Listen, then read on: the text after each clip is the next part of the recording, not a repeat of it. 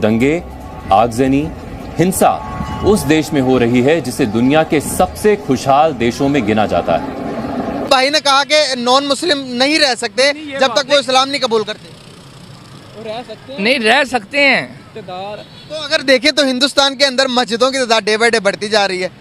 वो भी तो कह सकते हैं कि भाई हमारा ये हिंदू स्टेट है, यहाँ पर मुसलमानों को रहने की कोई इजाजत नहीं देते, तुम निकलो पाकिस्तान जाओ। लेकिन वो इंसानियत का मुजाहरा कर रहे हैं ना, इंसानियत का मुजाहरा तो आप कहते हैं मुसलमान हमें सब ज्यादा करना चाहिए। मुजाहरा तो हम भी करते हैं ना, ये थोड़ी देख ले कितने चर्च हैं लाहौर में भी, मंदिर भी हैं, उनको वो कोई नहीं उनको छेड़ता।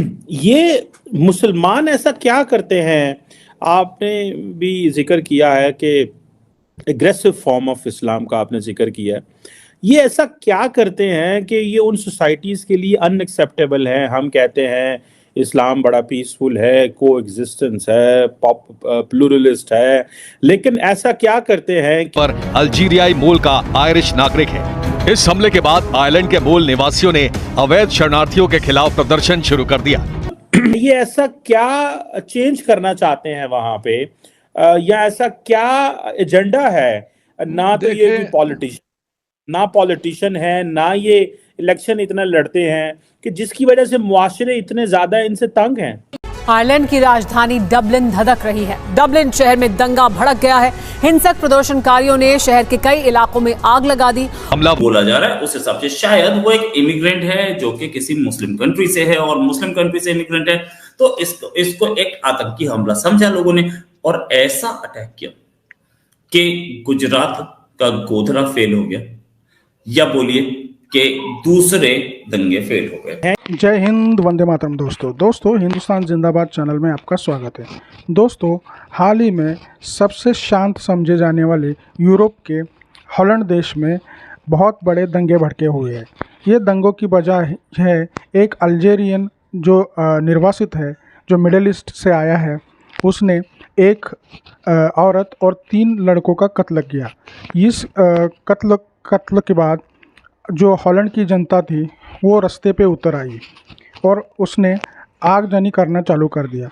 दोस्तों यूरोप का जो जीवन है वो धार्मिक उत्पीड़न से या फिर धार्मिक कट्टरवाद से मुक्त था, लेकिन अभी इन शरणार्थियों की जो समस्या है उसके वजह से यूरोप जो सबसे शांत और सुखी और बहुत ही आरामदायक जीवन के लिए जाना जाता था, उसमें भी अभी ये जैसे आगजनी और राइट्स जैसी चीज़ें फैल रही है।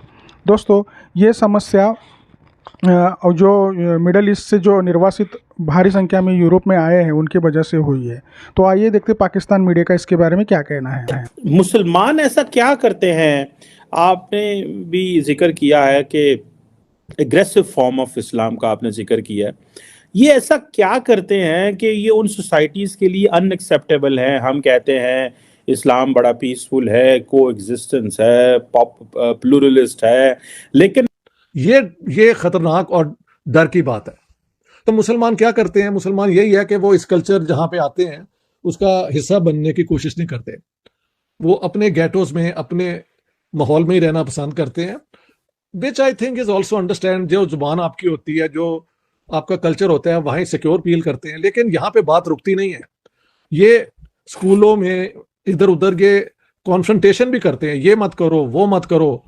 तो मसलन स्वीडन में एक केस हुआ कि एक लड़की जो थी यूनिवर्सिटी लेवल उसे कहते हैं, पढ़ती थी, तो वो पूरा निकाब लेके आती थी। तो टीचर ने कहा I don't even know who this person is, I must see who she is. तो वहां पे उन्होंने शोर मचा दिया कि ये क्या हुआ, वो क्या। तो उसके बाद ये लॉ हुई कि head master, head mistress can decide whether people can have total निकाब और नॉट।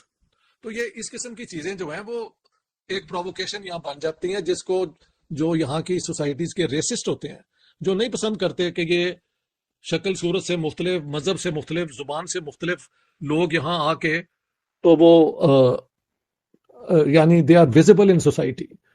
तो ये Islamophobia is fed by provocative actions within the Muslim community. होता क्या है कि जो लोग ये कर रहे होते हैं वो 2 से लेके 3, 4, 5% से ज्यादा नहीं होते।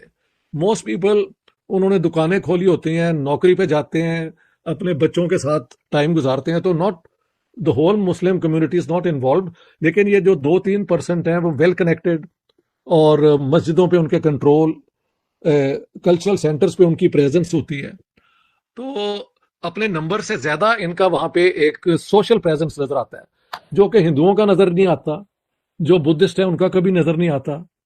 हाँ जी। और इस तरह जो लोग यहाँ आके घुल मिल जाते हैं, they are accepted by the society, भाई अपनी जिंदगी गुजारो। लेकिन अगर आप प्रोवोकेटिव एक्शन रखेंगे तो फिर वहां पे जो है ना कि ये कौन बाहर से आ गए हैं, अभी हमारी मतलब स्विमिंग पूल्स में इन्होंने करवा दिया है कि जी लड़के लड़कियां जो हैं या औरतें और मर्द एक ही स्विमिंग पूल में नहीं होंगे, हमें अलग वो शामें बना, कुछ जगह पे ये हो गया है। जब ये हो गया तो फिर उसका शोर मीडिया में पड़ना शुरू हो गया कि ये क्या दकियानूसी ट्रेंड हमारे सोसाइटीज में ला रहे हैं। So you see, Islamophobia is not simply what racist people do, but also what we provide the grounds for racism to grow. सब और भी कम्युनिटीज ऐसी हैं, जैसे हिंदूज हैं, सिख्स हैं, ज्यूस हैं, क्या उनके भी ऐसे कोई बिलीफ्स होते हैं कि वो अपने आप दूसरों पे मुसल्लत करना चाहते हैं, या उन कल्चर से थोड़ा जो है वो डाइसेक्ट करते हैं, या अपनी आइडेंटिटी अलग रखना चाहते हैं, या कि ये सिर्फ मुस्लिम्स कर रहे हैं? मुसलमानों का ज्यादा एक तो है कि जो सबसे बड़ा ग्रुप है 15 से 20 मिलियन, वो तो मुसलमानों का है ना, क्योंकि दुनिया में मुसलमान इतने, और सारी जंगें जो हुई हैं मिडिल ईस्ट की, वहां से भागे हुए लोग आए हैं। हाँ जी, ये कुर्दिस्तान और ये सारा कुर्द बहुत यहाँ पे हैं। लिबिया में तबाही हुई, वहां से लोग आ गए हैं। नॉर्थ अफ्रीका से लोग आ गए हैं। जहां जहां वेस्टर्न पावर्स ने डिस्टेबलाइज किया है, यानी इराक को डिस्टेबलाइज किया, वहां से लोग आ गए। इसराइल ने जाके वो हमला किया लेबनान में, तो वहां हजारों लोग आ गए। ईरान में आयतुल्लाह खमीनी जब आए तो जो उनके पढ़े लिखे ईरानी हैं बहुत से यहाँ पे आ गए। और स्वीडन में for example the Iranians are the most well educated doctors, ये वो, और इनकी पॉलिटिकल पार्टीज में भी वो प्रोमिनेंट पोजीशंस और तो और मिनिस्टर रह चुके हैं। तो ये है कि जो भी देखे ना, आपने नोट किया होगा कि ये सीरियन वॉर हो या इराकी वॉर हो, तो पॉलिटिकल रेफ्यूज आपको कोई अरब नहीं देता, ईरान भी नहीं देता, आते ये सारे यूरोप में है। अच्छा, यूरोप में जब असाइलम मिल जाता है तो फिर उनके अपने जो फिर कुछ लोग ऐसे लाए हैं यहाँ जो कभी किसी शहर में भी नहीं रहे, वो गांव के और वो ट्राइबल सोसाइटी से हजारों की तादाद में आ गए हैं, मसलन सोमालिया से।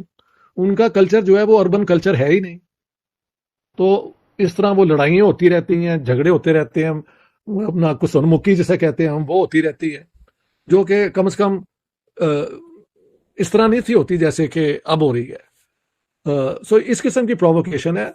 मैंने कभी किसी हिंदू को सोसाइटी के अंदर एक इशू के हवाले से मैंने कभी नहीं देखा, ना किसी बुद्धिस्ट को देखा है।